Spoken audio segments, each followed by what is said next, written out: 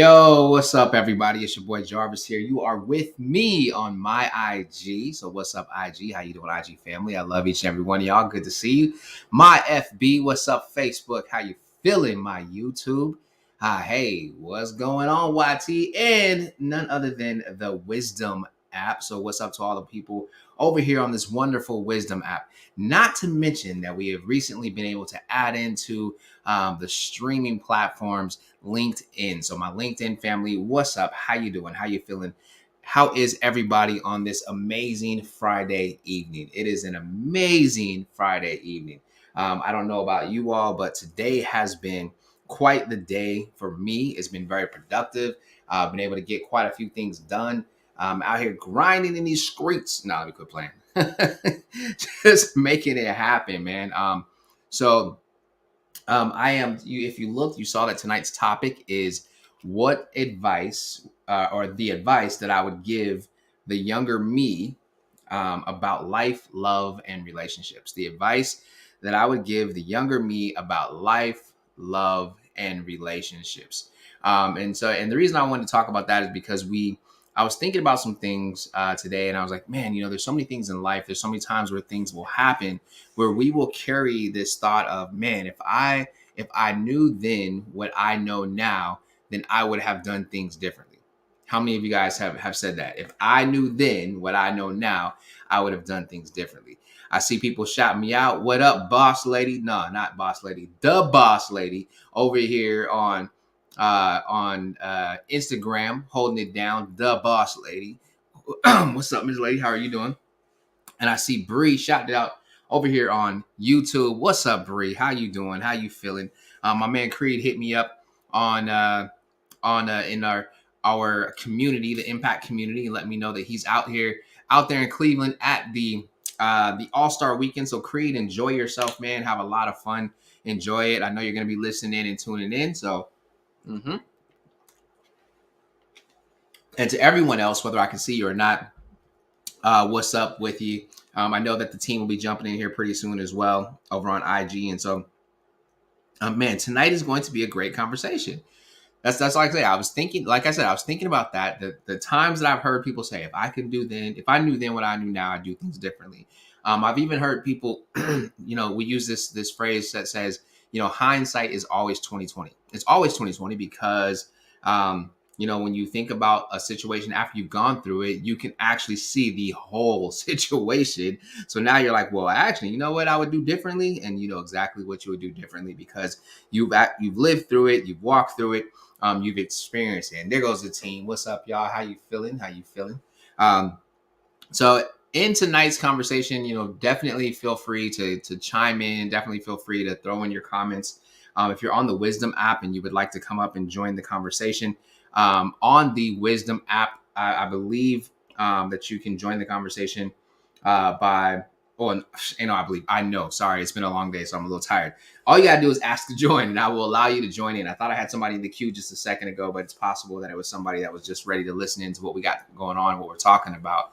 I see people putting in their answers right now, the things that they would tell the younger them. The boss lady hit it up real quick, and said, save more money. Matter of fact, she put $sign. You guys go ahead and put in the chat. What are some of the things that you would tell the younger you? What's some of the advice that you would give to the younger you to just prepare them for life? And it's interesting that we're talking about this because I just saw a commercial with LeBron James and they kind of CGI'd a younger LeBron James, and he's giving them the scoop on what's going to happen in life. And he's like, is there anything else I need to know? And he's like, man, I wish I could tell you, but you're just gonna have to experience it. And he's all excited. And that's a pretty dope commercial. I didn't think about that till just now. But what are things that you would tell the younger you? What are some of those things that you yourself would say to the younger you? What advice would you give the younger you about love? What advice would you give the younger you about life in general? What advice would you give the younger you about leadership? And in looking at that, I'm going to talk about some of those things. And, me, I'm going to put myself on blast. I'm going to put me on Front Street because, hey, I can't get mad at myself for putting me on Front Street, right? So it looks like we're going to have a good conversation. So to get this kicked off, let me go ahead and let me start with the one of the easiest things, I guess, that I could say, that I would tell the younger me, the advice that I would give the younger me. Um, and it's it's funny because when you think about it, if I could, and I've told people this, somebody asked me, a few people asked me actually, what would I change about last year? Like, what are the things that I would have changed about the course of 2020, 2021? What would I have done to make it better? And I told them, you know what, I wouldn't have changed anything, nothing at all. And I believe, and I know that somebody asked me a question. They said, on a scale from 1 to 10, what would you rank last year as? And I believe that I told them that I would give it a 10. The reason I would give it a 10 is because of every single experience that I endured, everything that I went through, I learned something.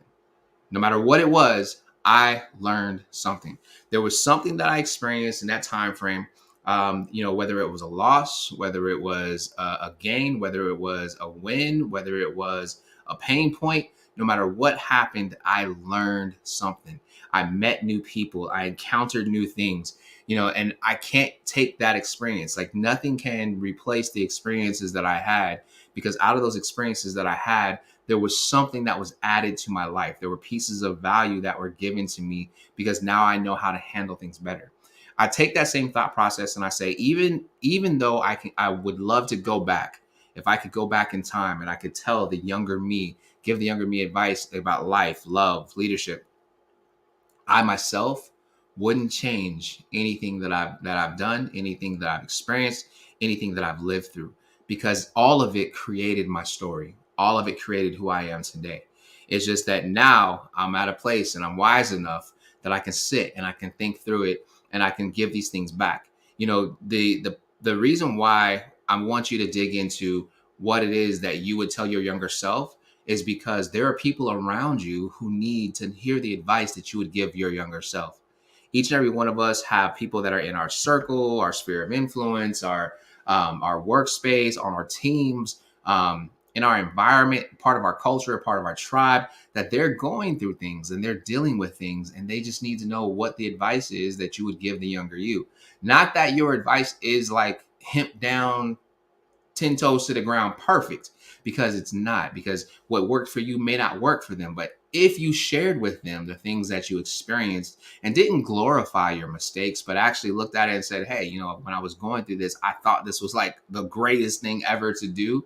And I'm talking about everything, you all, from sexual partners to business decisions to life choices, whether or not to show up to class or not, whether or not to smoke that or not, whether or not to eat that or not. Like, I'm talking about, like, think granular in your mind, because we have all experienced things.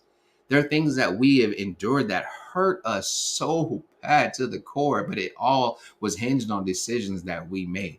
There are narratives that have been written in our minds, and those narratives that have been written in our minds are based off of the experiences that we've had, which then go back into choices and decisions that we have made, or things that we've been a part of that we shouldn't have been a part of, or things that we've seen that we shouldn't have seen. Think about I'm thinking about just me. I'm thinking about myself, and my innocence being taken away from me at such a young age.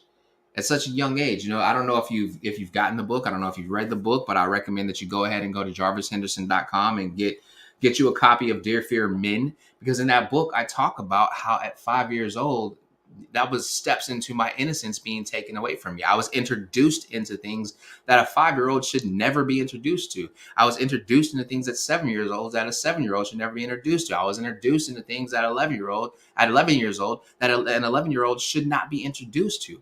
I experienced those things, right? And I'm thinking about every single piece of that information, and I'm thinking to myself, like, yo, there are people who need to hear this. What makes it easy for me to connect with young people, middle school, high school, elementary, is that I lived their life. And there are people in your life that you've lived their life. If you are 20 years old, then you know what it's like to be 10 years old. If you're 40 years old, you definitely know what it's like to be 20, 30, and I don't buy this whole idea that, oh, but it's so much different now. No, the cycle is still going. The thing about a circle is it just continues to go in the same cycle. The Earth has been going in the same rotation around the sun for billions of years. The same rotation. Mars has been in the same rotation. Saturn has been in the same rotation. All these things have been going in the exact same circle. Because if we weren't going in the exact same circle for millions of years, like if that wasn't the case, then planets would have been running into each other by now. They would have crashed into each other. And that's how life's cycles go. Life's cycles go around and around and around. Now, are there things that are introduced as those cycles go because time moves forward and things begin to get more advanced and they become more challenging? Absolutely. Those things do happen. That's life. I do agree that yes, we have there's more access to our kids and our students and our millennials than there ever was. Like the big thing for me when I was in high school was getting a phone in my room. Like literally a phone that you, for those of you who don't remember, there was a phone that you connect to the wall with that little wire that's called a phone cord that then connected to a phone that if you were fancy, you had a wireless phone that you had to keep batteries in, that you had to keep charging. It wasn't a cell phone.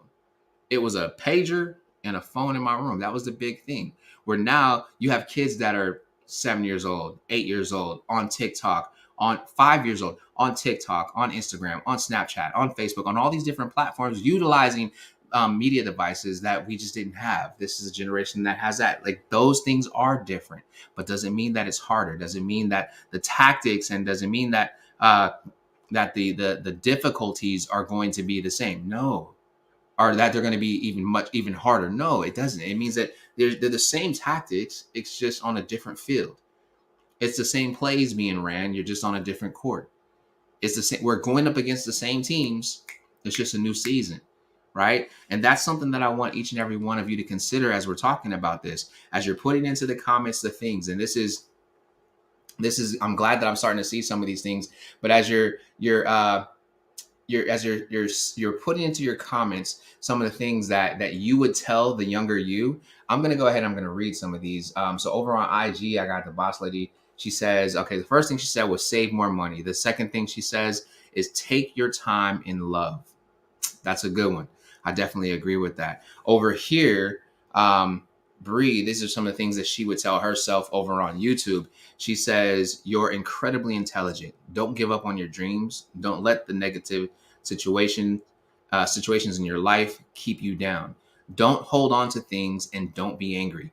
Let go, all caps, and love yourself. She goes on. And I appreciate the transparency here, Bree. Thank you for sharing so much. She says, even when it seems like no one cares, never stop caring, in all big caps. Don't worry about what people say about you. The things that happen to you will never, all caps, define you. So don't let it don't let it dictate who you become. That is so powerful, Bree. That is so powerful and it's so real. And then she goes on, and again, thank you so much for sharing so much. She says, what happened to you was not your fault, all caps. So don't blame yourself. Go to college, all caps. Oh, and don't listen to the people that called you ugly. They were just jealous of you with a big old heart. That's what I'm talking about. See, like that's the things. Like, what would you tell yourself? What advice would you give to yourself? That like I love the fact that she's willing to share all of that. And that's an amazing thing. And I'm with it. And I'm actually looking down. Sorry, because I got some people that are actually sending some messages through our impact community. But some of the things that they're saying in the impact community, they're saying things to the effect of, don't give up. It's not your fault. Life may have dealt you life is dealing you an unfair hand, but you have everything that it takes to make it. Okay, come on, y'all. Giving yourself, like, come on. Like, these are things that you need to hear. These are things that we need to know. I got, oh man, here we go. I got my good guy, my friend, Dr. Robert. I think he sent something. Let me check and see what he's got over here. Viewpoints are our thoughts. They are the lenses and the tools. Okay. By necessity, we're able to. Okay. All right. Okay, so he's sent me that one before. Okay. So I'm gonna wait to see like what else comes through. But yeah, listen, you guys, send across like whatever it is that you would tell your younger self. What advice would you give your younger self about life? What advice would you give your younger self about love? What advice would you give your younger self about leadership? Because there's a lot of things that we could tell our younger selves. There's a lot of things, a lot of places that we could go with our younger selves. There are a lot of things that we can do with our younger selves that would improve our very situations today. I was thinking about this. I was like, man, if I had made that decision instead of this decision, your boy would be a millionaire right now. If I had done this instead of that, man, NFL easy. Like there's so many things that you can tell yourself because you've lived it and you've already gone through it. But again, I'm going to go back and I'm going to say this again. And I just want you guys to hear me when I say this and know that I mean it when I say it. I wouldn't change anything that I experienced in my life. The hardship, the celebrations, the losses, the wins, the victories, the defeats. I would keep every single one of them because it helped to create who I am today. But if I could, and if I can, and I know that I am able to go back and share with others the advice that I would give to the younger me, I know that it would set them up for success. The great thing about when somebody writes a book, right? Let's take somebody like a John Maxwell. John Maxwell, he's like, I mean, definitely, over 70, I believe. I said definitely, and I said I believe. That's kind of like, and I don't know how to take that. But whoa, hold up now. Don't y'all go nowhere on me. Sorry, I got my IG people tried to run away on me. But John Maxwell he's one of those people who has lived a full life. He's been a leader on so many different levels. But it took him 40 years before he wrote certain books. 50 years before he wrote other books, 60 years before he wrote other books. It took 60 years of his life to be able to develop and put out the content and the information that people are getting now. Eric Thomas, it took him 20 years before he got to one point, 30 years before he got to another point, 40 years, 45 years, 50 years before he got to a place where he's now pouring into the lives of others. Look at Tony Robbins. Like, I'm using these people because they live their lives and now they're giving information. And the reason why their information is so valuable is because they live so much. Now, why is it important for me to point out everything that they're able to bring you and everything that they're able to share with you? Well, it's important to share that with you because in sharing that with you, it lets you know that you can go and learn their life's lessons in the amount of time that it'll take you to read a book. That's it. It's just in however long it would take you to read that book, that's how long it would take you to learn their life's lessons. That's why they say readers are leaders. So I would encourage you to start reading more. I would encourage you to purchase books. You want to know how to stand with your young people, to stand with your sons and help them fight the things that the world is going to bring to them? Dear Fair Men, this is not just my brain trust. This is the brain trust of at least 4 other strong Black male leaders who have experienced life. We talk about fear. We talk about the things that took us there. And then there's contributors in there as well. So you have a wealth of knowledge that can help you as a mother, help you as a father, help you as a young woman, help you as a young man to navigate life. It took a lifetime for us to get those things into those books. And so that is me plugging you with a cheat code, so to speak, on how to take your life to the next level. One of the things that I would tell myself, my younger self, is read more books. That's one of the things that I would tell my younger self. Hey, in this life, you have definitely been dealt an unfair hand. You were brought into a world where people don't like people who look like you. You're going to walk into spaces, and because of the color of your skin, you're not going to be accepted. You're going to be feared because you remind them of what the information that comes across the airways is telling them about people who look like you. If you dress a certain way, they're going to think a certain way about you. If you move a certain way, they're going to react a certain way to you. When you get stopped doing certain things, you have to approach it with a hands up approach. Be gentle as be gentle as a dove. Be wise as a serpent. Like, these are things that I would tell myself.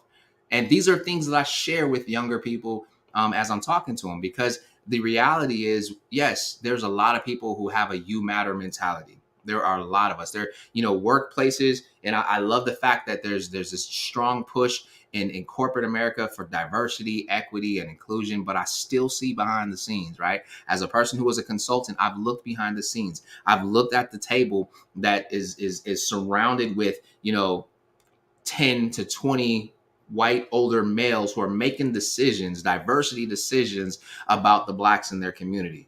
I've talked to those on the phone where I've said, hey, so how many people, how diverse is your staff in your board meetings? How diverse is your staff in your team meetings?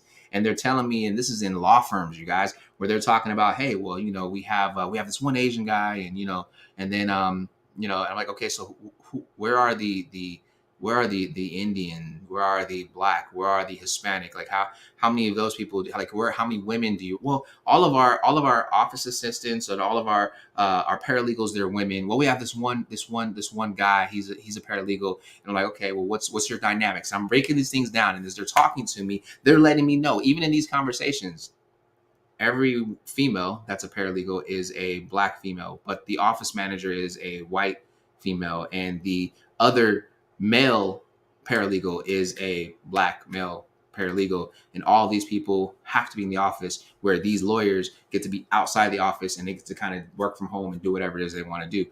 Doesn't sound equitable to me. Doesn't sound like they've included everybody to me. It doesn't sound like they're really, now they have the diversity numbers, but really, where are the people, and where are the people who have that diversity, and how loud is their voice allowed to be? And these are things that I've come across, right? So if I'm still running into these things in an era where diversity, equity, inclusion, where all lives matter, Black lives matter, Asian lives matter, where all of these things, and I know I did the quotes around everything, but all of these things are being pushed and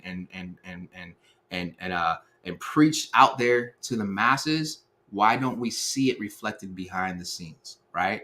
And that's why I would tell the younger me of what I just told them. I would tell the younger me that, hey, there's going to come a time where it's going to feel like the whole world is against you, where you're not going to have two nickels to rub together. There's going to come a time when you're going to have to tap into every resource that you have. I would tell the younger me, listen to every word that grandpa says. Listen to every word that mom's telling you. Listen to, pay attention to her movements, because she's sacrificing for you. Don't worry about the dad who walked out of your life, who never wanted to have anything to do with you. That's a waste of your time. You focus on the man that you're going to be, the father that you're going to be, the husband that you're going to be. Find great examples of this and live by it. These are things that I would tell my younger self. If I'm talking about life, these are things that I would tell my younger self.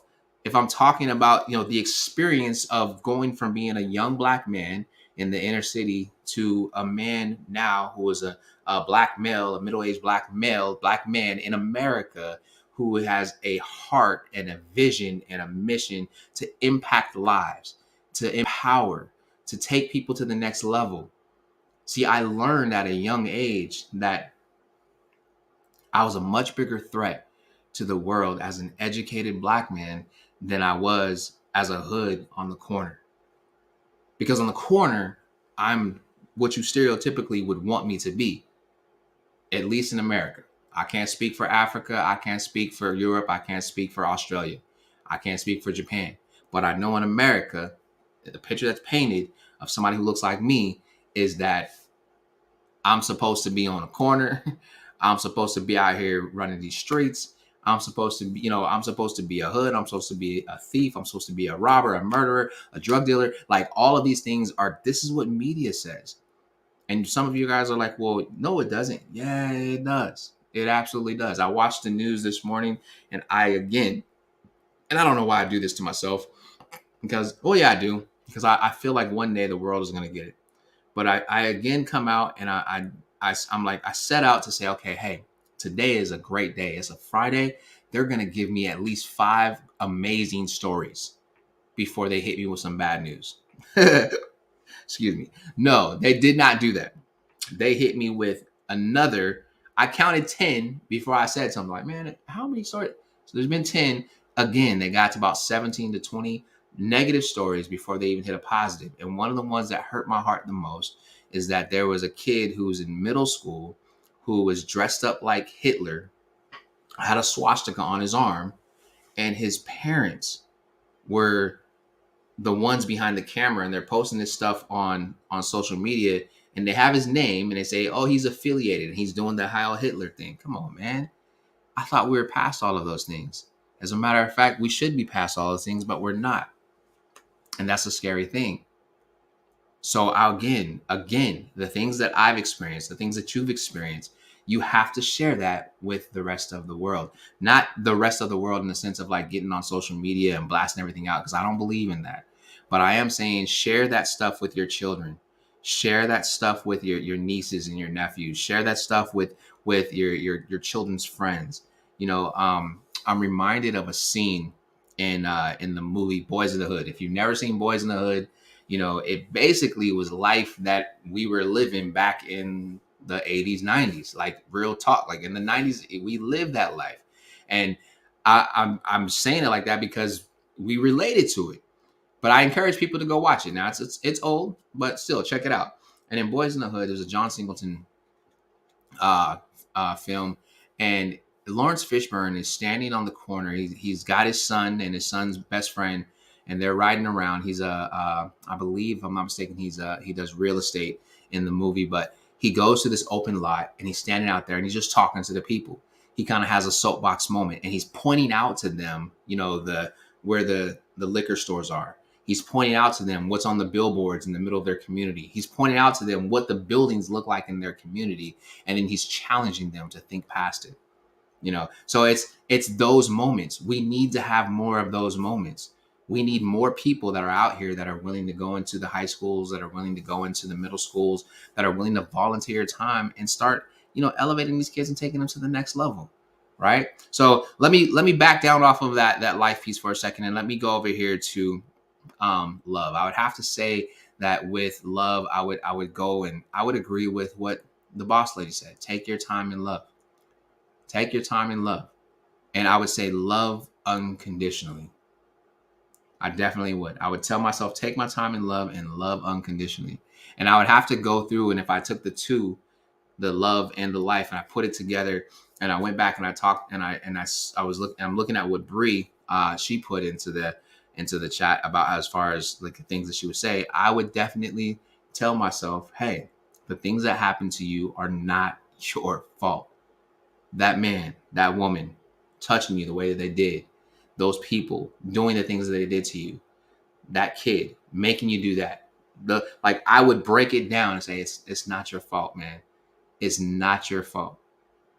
Would I want to try to help myself avoid those things? Absolutely. But remember, those things created who I am today. So I can't think about Jarvis. I got to think about Isaiah. I got to think about Noah. I got to think about Naima. I got to think about Jason. I got to think about Maddie. I got to think about Chi. I got to think about Bobby. I got to think about, like I'm saying, kids that I know. I got to think about Chandler. I got to think about Kayla. I got to think about, like, I have to think about those students. I got to think about Tori. I got to think about, all of these names are just coming to my, like, Monet. I got to think about, Jay Sean. I got to think about Demetrius. I got to think about Davon. I got to think about Tavon.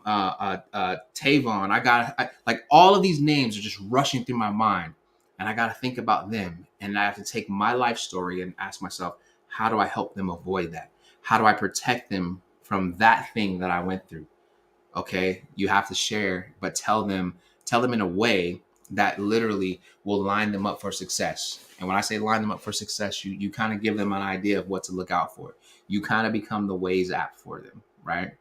So, man, the going on, as you look at your life, and the advice that I would give myself, and these are things, and you guys, again, in the chat, put down, like, what are some of the things that you would tell yourself? Like, what advice would you give the younger you, as far as, like, hey, life, love, leadership? There's the reason I say leadership is because I want to tie leadership back into business. But I'm hitting on the life and love piece first because I want to touch on those things so that we can kind of, let's open it up. Let's talk about it. What are some things? And I so apologize because somebody just shot a message and they said you didn't put the link for us to be able to join. So what I'm doing right now is on LinkedIn, on Facebook, and on Instagram, I just dropped into the chat box a link that if you would like to join in the conversation, and you do not have to jump on camera, it will bring you up and I can have it set to where we just hear your voice. But I just dropped into the chat box what the link that you would follow in order to be able to join the conversation. And if you're on if you're on Instagram and you want to join in the conversation, just hit the little camera. And if you are on wisdom, then all you have to do to join in the conversation is go ahead and just ask to join, and I'll bring you up into the conversation. So, and again, tonight's topic, just so everybody knows, just in case you jumped in late, we are talking about the advice that I would give the younger me about life, love, and leadership. The advice that I would give the younger me about life, love, and leadership. And with that, I'm going to jump right back in and start talking about it some more. So let's go ahead and jump into love. With love, I would say, don't be afraid to experience the hurt. That's something that I would tell myself about love. Don't be afraid to experience the hurt. And what do I mean by that? In our lives, we grow through pain. Every single thing, like when you work out, you get stronger through pain, right? When you're working out, you get stronger through pain. When you are when you're trying to get in shape, it's the breakdown and the pain that causes the buildup and the strength. So if that's the case, then I'm telling myself, hey, Jarvis, don't be afraid to go through the pain. There's gonna be pain. There's gonna be times when you're gonna doubt. There's gonna be times where it's gonna hurt so bad that you want to cry. Go ahead and cry. But as you're crying, you keep moving forward and never stop trusting, never stop loving. I think there's too many people who experience something in life where they've had a relationship that went bad, and they stop trusting, and now they're blaming everybody for something that one person did, and that's not fair. Or you've seen horrible examples of how, you know, a woman treats a man or a man treats a woman, and now you determine in your mind that certain signs are signs of that happening to you, and it's not fair to that person that you're trying to love, that person that you're trying to move forward with. And so I would definitely encourage that. But the going through the pain, just love through the pain, trust through the pain, never stop believing that God's got you. These are things that I would tell myself. Never stop believing that God's got you, no matter how hard it gets. Don't ever blame it on God, because it ain't God's fault. Wherever there's good, there's going to be evil. Whenever there's right, there's going to be wrong. There's always going to be somebody who's trying to knock you off your rocker, right? And that person who's trying to knock you off your rocker, it could be somebody that you think has your best interest at heart. That's crazy, because it very well can be. I'm telling you guys what I know. Like there were people that were in my life that I've opened my heart to them. I've opened my home to them, and they burned me. They burned your boy in the worst way. I remember this one time, you guys, and y'all don't mind if I talk about myself for a second. Okay, good. I'm glad you don't mind. Hold on. So there was a time when I was in college, and I had my whole life, I just wanted a core group of friends, like fellas that I could say, yo, these are my guys. Like, this is it. These are my boys. And I ended up, I'm going to school over in Seattle, and I end up meeting these guys. And my freshman year of college, I'm going to school over in Eastern Washington. And I meet this group of guys, and I'm like, yo, this is dope. I got some, like, these are real, genuine dudes. Because as I'm coming up through high school, I was kind of an outlier. I was a little bit of an outcast. And most people are like, no, not Jarvis. He was super popular. Listen, man, I was super popular because I didn't reject anybody. I didn't turn anybody down. I loved everybody. I had this little saying that I would say all the time. And this was me in my adolescence and running around as a high school student, middle school student. I would say true love sees all colors, right? Or true love sees no color. This is me, the younger me, saying this. True love sees no color.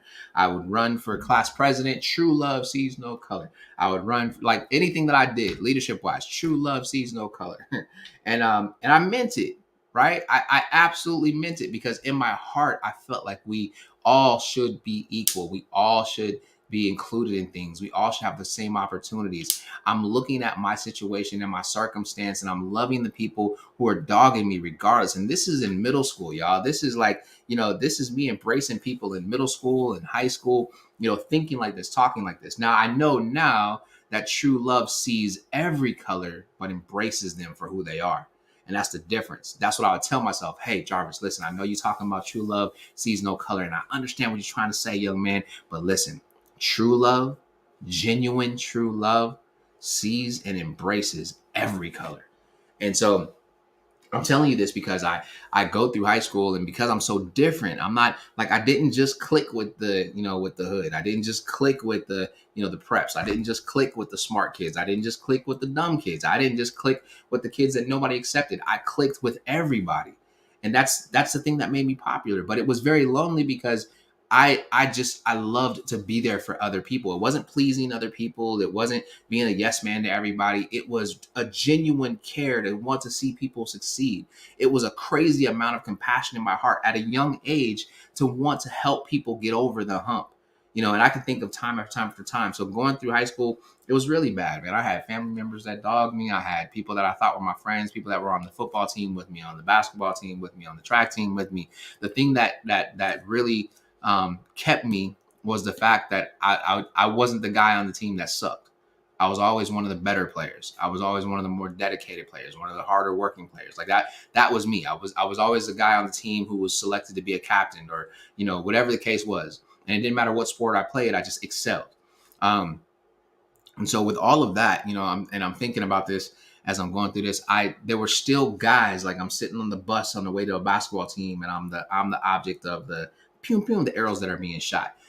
There's, and so when I got to college, I meet this group of guys, and it's like, yo, this is a fresh start.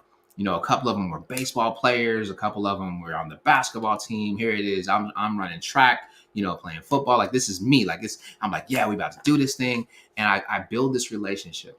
And by the end of the first semester, all these dudes turned their back on me, like, and it hurt. I go through the hurt and the pain of dudes like just, and I don't know if it was a jealousy thing. I don't know. To this day, I have no idea. I know one thing to be true. Like, I wasn't that kid that was hanging out partying all the time. My first semester in college, 3.5. My second semester in college, because I started going through the hurt and the emotional struggle of like, yo, I got to find a new place. I got to this, you know how it goes when you go into college. I probably dropped to like a 3.3. And I thought it was like a 3.35 or something like that. But then I ended up transferring back home. So I go through this hurt and I transfer back home, and I meet another set of people, right? And this group of fellas, like, there was a group of cats, they were already friends. I'm back home in Seattle. I'm in the Seattle area now. I'm like, yo, I'm running to these cats I had never met before. They were a couple years younger than me. And we vibe. All of a sudden it's like, yo, this group of people right here. This is it. That group of people, it was just because we were all like kind of spread out and we all went in different directions. We kind of started splitting apart, but we never turned our backs on each other. We had this little clique, and we called ourselves EGO. Don't worry. I'll tell you what it stood for. Extremely gorgeous, out of control. Totally ridiculous. And all it was is we were it was a clique of people who, one, we loved to dance. Two, we loved to hit the club. Three, we just loved to hang out. That was it. And everybody was very attractive. And so that's kind of where it came from. I have no idea who came up with it. I blame it on one of the shots. We had a big shot, a little shot, but it was dope. Like, this whole environment. I clicked up with my cousin Marlon, and we became tight, thick as thieves. You couldn't separate us. And that group of people was like, yes. Well, like I said, we started kind of like growing apart because we all started hitting off to different schools. We started, going in different directions, people taking different life paths. I ended up meeting another group of people, a group of fellas. And there were 4 guys that I hung out with, and we were really tight. And I was the only one that had my own place. Gave each of them a key to my apartment. Then, it's like, hey, it was kind of like the Martin syndrome. Have you ever seen the show Martin? But we were like tight like this, right? Like, we're super tight. And I ended up getting accepted into Bethune-Cookman down in Daytona Beach, Florida.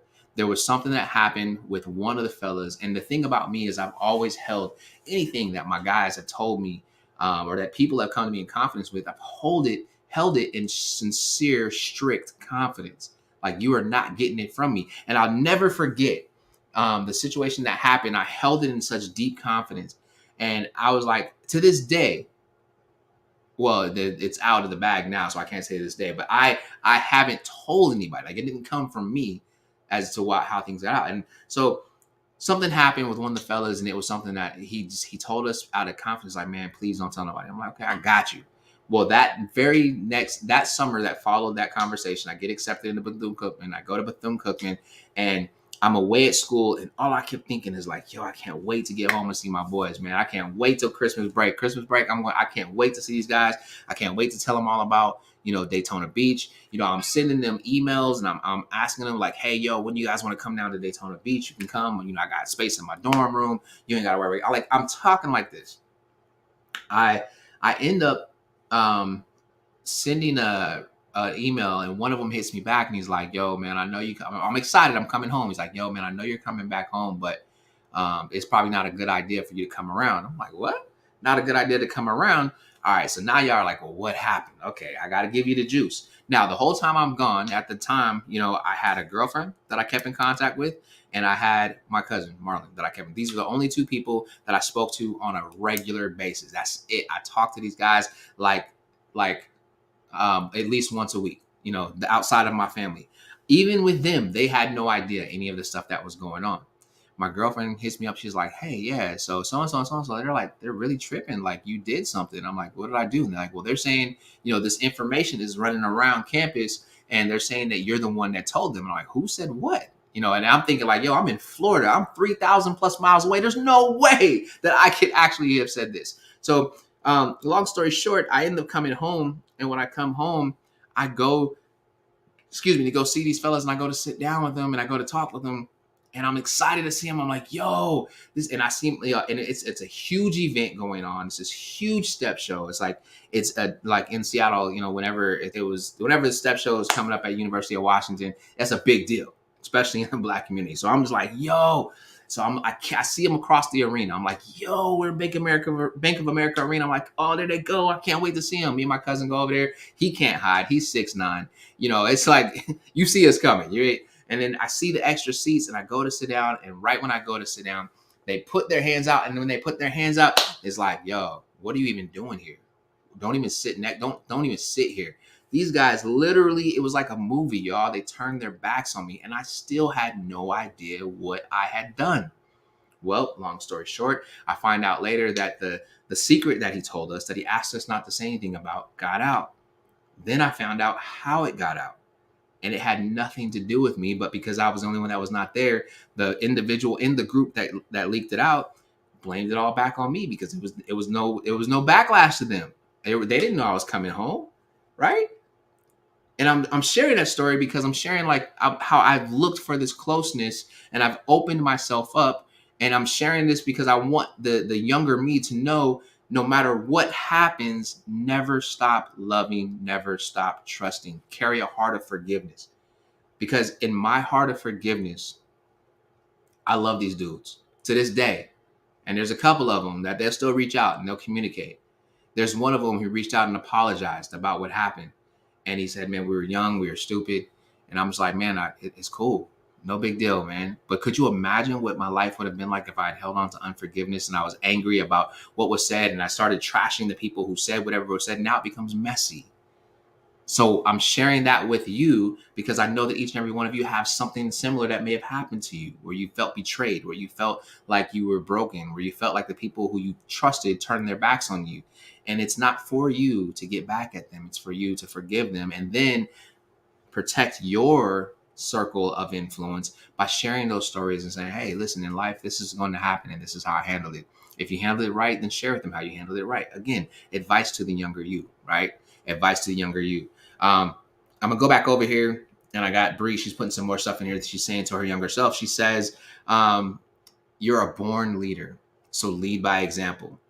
Suicide isn't the answer. No matter how hard life gets, don't give up.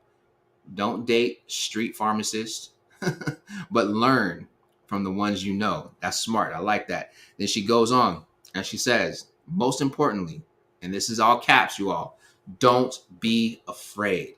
Open your mind, meet new people, travel, gain wisdom and culture. Build an unbreakable and unshakable relationship with God, so your bond to life will be strong. Man, I love it. Thank you again, Bree, for sharing all that stuff. So as I'm sharing all these things with you, the one thing that I can say that has definitely kept me grounded is my personal relationship with God. That's my secret sauce. I pray daily. That's my secret sauce. I'm telling you guys. I'm just letting you know. I don't care what arena you're in, whether you're in a corporate space or you're in a private space, or if you're in a family space or you're in a friend space. I don't care where you are. That's the secret sauce, you guys. I don't care what you believe. That's the secret sauce. It just is what it is. I am not trying to convert. I'm not trying to push. I'm not trying to do any of this stuff. I am just letting you know that is the secret sauce. My personal relationship with God has carried me through so much.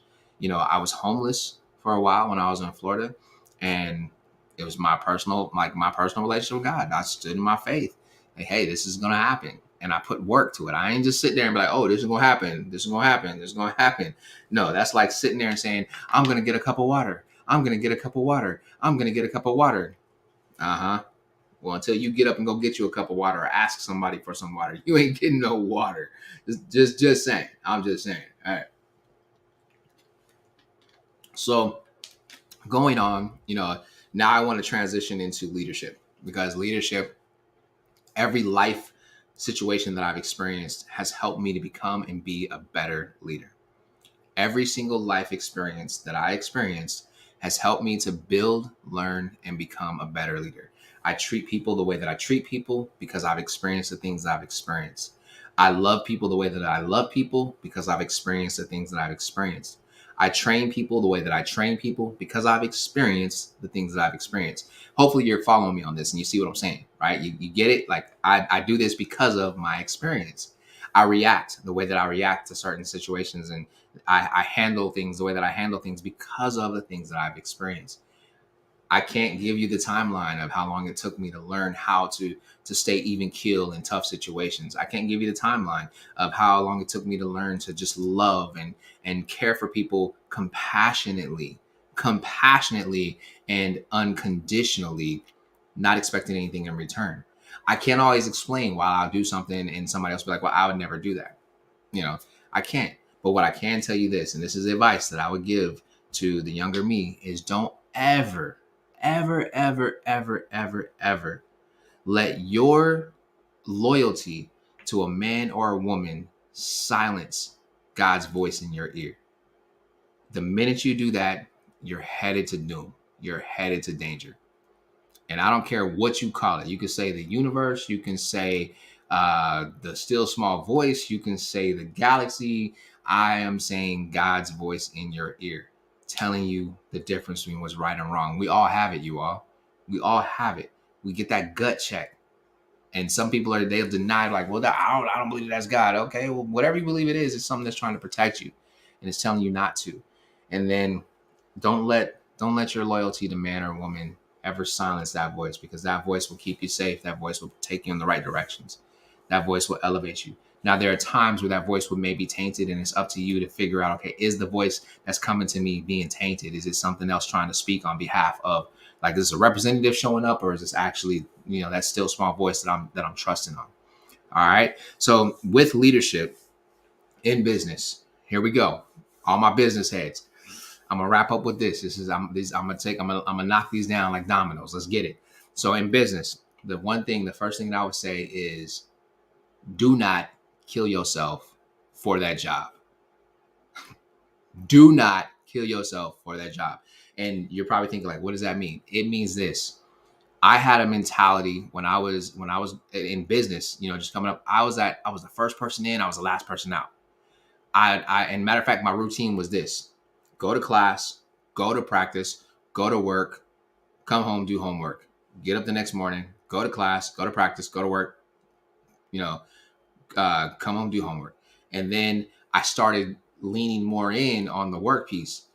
Go to class, go to work, go to work, go to work, go to work. Let work disrupt my life and it be okay. Let work, disrupt and damage my relationships and it be okay. Let work disrupt the events that I have going on in life and it be okay. Let me tell you guys, there was one time I'm working, y'all, or I'm off, and it's a holiday, it's Easter, and I'm sitting there and I'm enjoying time with friends and family, and I'm in a church service and everything, and I get this message and it's work.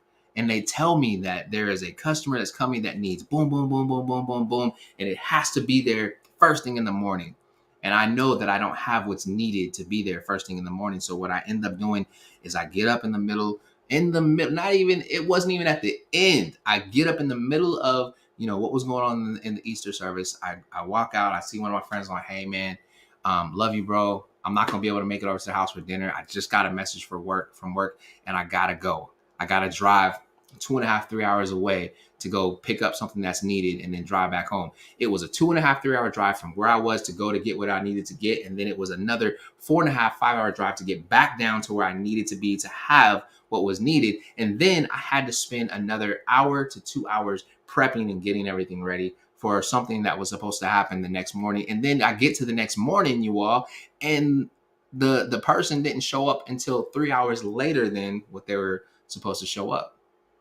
Now, in the eyes of the business, oh my God, great job. Great job. Thank you so much. But in the eyes of my loved ones, in the eyes of the people who wanted to spend time with me, it's like, man, I really hope he's okay. He giving everything to that job. And I carry that mentality. And the reason I would want to change that is because the reality of it is when the next day comes, the work can still get done. Yes, there are things that need to be prioritized so that you can make sure they get done in a timely fashion. But if you are just unable to get it done and unable to make it happen, then don't break your neck to make it happen. Every once in a while, yeah, you're going to be willing to overextend yourself, but don't break your neck. Don't kill yourself for that job. And I'm going to tell you just like this, you can kill yourself for that job and there'll be a requisition open before the day is out that they find out that you're no longer with them. I'm going to say it again. You can kill yourself for that job. And before the day is out, from the moment they find out that you're no longer with them, on the back end, there is a requisition, which means that there is a new position open that's going to be put out on the internet because they need to hurry up and replace you. Yeah, that's real stuff. You give everything you have, and then when they deem you not valuable any longer, they cut you off. We experienced it. We experienced it with COVID. People have experienced it with layoffs whenever there's a financial struggle in a company and they got to start laying people off. There are people who have had extremely long tenure in companies and have given their life to these companies. I'm talking about drank the Kool-Aid, got the tattoo, got the t-shirt. They are through and through. They done got the blood transfusion. And at the end of the day, when that company lost value in them or it cost more, it was hurting them financially and not giving them something in return financially, they just let them go. Matter of fact, I've seen people who have been extremely valuable to companies make a mistake and they're no longer there. So why in the world, if this place is willing to snap their finger, blink their eye, let you go, are you willing to sweat, bleed, cry, destroy marriages, destroy relationships, miss out on time with your kids to make that happen? And I know it's not the popular thing to hear, but I want to encourage each and every one of you to create a work-life balance. I was so great at what I did, staying late, staying long, that there was a guy who was definitely my 48-hour successor. And I remember watching him as I got promoted up through the ranks and he was getting promoted as well. I remember checking in with him and he was doing the same things that I was doing. And I had to call him and I was like, hey man, listen, please forgive me for how hard I worked and showed you how hard I was working. What I need you to do is make sure that whatever they need from you, you get it done between this time and this time. Prioritize that time. I know it seems impossible, but you make the impossible happen, bro. Let's keep going. But when you have that time to spend with your wife, go home and spend time with your wife.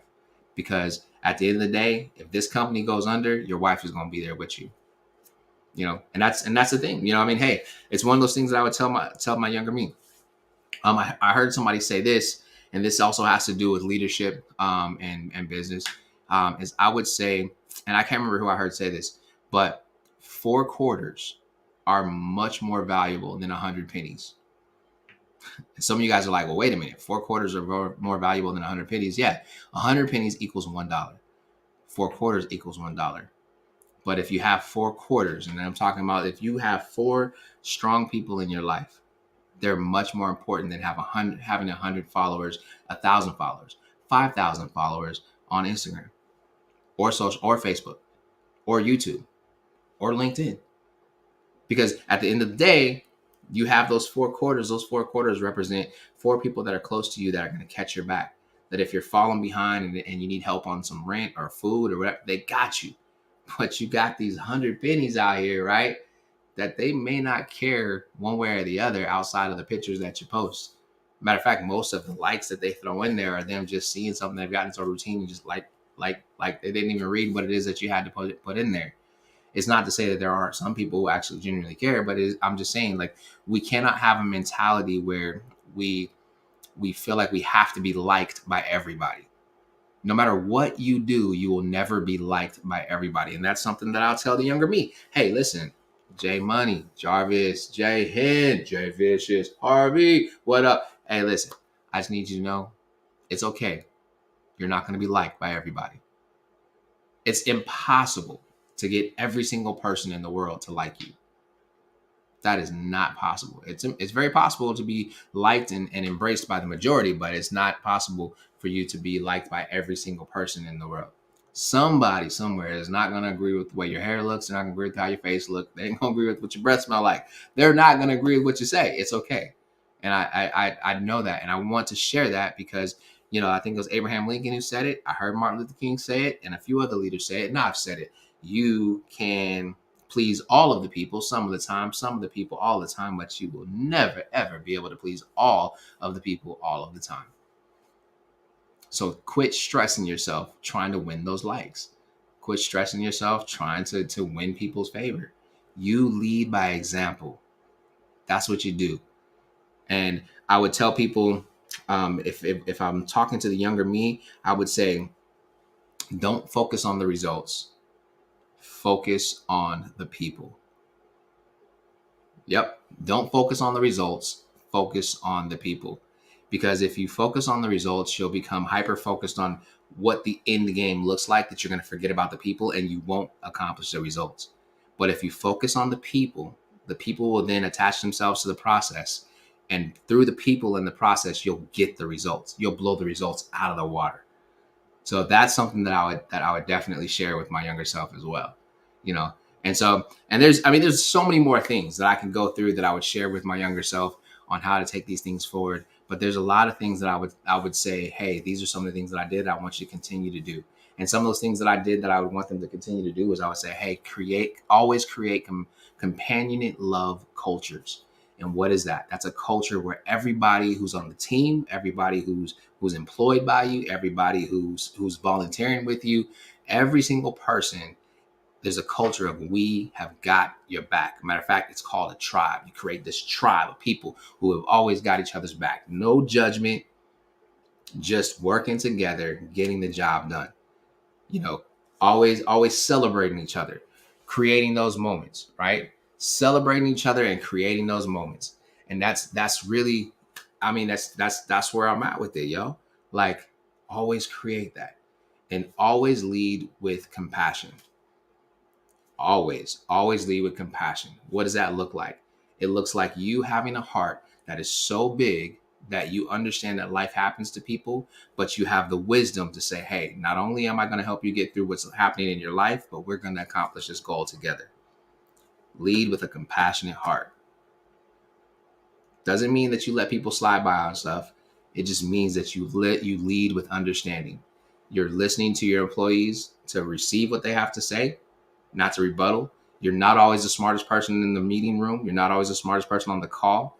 You open up to give them responsibility, because if you allow them to take responsibility for their actions and for their efforts, then they're going to produce more, right? These are all things that fall into play, y'all. I'm just letting you know, these are things that function, and they're all characteristics of a compassionate leader. Don't be a dictator, because a dictator is just telling people what to do. You're just a boss. That's it. And I know people are like, well, I'm a boss. Okay, be a boss. I'm a leader. And because I'm the type of leader that I am, I'm not a boss. I'm a boss. That's BAWSE. I don't have any cool thing to go with it as far as like what each letter stands for, but just know BAWSE. And when you a boss, that means that you are actually leading people to help them not just get the job done, but to take themselves to the next level. Hey, listen, this has been a great session. I appreciate each and every one of you so much. Thank you for tuning in tonight. And I want to tell you, man, if this has been of any benefit to you, if you're able to get anything out of this, please definitely go ahead, go over to jarvishenderson.com, get your go do something gear, because every single piece of apparel that is purchased, it goes towards helping me to be able to broadcast, helping me to be able to go ahead and go out and do events like the Impact Rally. We have the rebroadcast of the Impact Rally tomorrow as well. And there's some special things that are coming through that. So if you have not registered for that, go to jarvishenderson.com, hit the search bar, Impact Rally, and register. Otherwise, you're going to miss out on something absolutely amazing. You're going to miss out on something absolutely amazing. And there's something that I'm doing for the people who are watching this rebroadcast that I'm not going to do for anybody else. Nobody else, just these ones. So if you've already registered, then you got something special coming to you. But I do, I appreciate each and every one of you for your support. I appreciate you for listening. And I want to also invite you to join with me in the Impact community. I communicate with everybody in the Impact community at least once a day. So just text Impact to 386-200-1394. That's Impact to 386-200-1394. And that'll put you inside the Impact community. And I also am starting a new mentoring group that's going to be a private group over on Facebook. And I will bring you more information on that at the beginning of next week. But hey, this has been a great conversation. This is your boy Jarvis. You already know. You with me on my IG. I appreciate you. I love y'all. Hearts up over there. You with me on YouTube, Facebook, and on LinkedIn. Hearts up to you. And I wish there was a way for me to give hearts up to all of you amazing people over here on Wisdom. But man, follow, like, subscribe, go over to YouTube. Let's build it, you all. Let's build it. Jump on YouTube. There's going to be some private conversations that are coming up on YouTube as well. Jarvis Henderson TV. You want to go on YouTube, like, subscribe, follow. Let's build together. Let's build together. And I'm looking for partnerships. So if you're somebody who's interested in growing and building together, let's communicate. Let's get it. Let's talk. 386-200-1394. Hey, this has been another edition of Jarvis TV, and I'm out. Peace.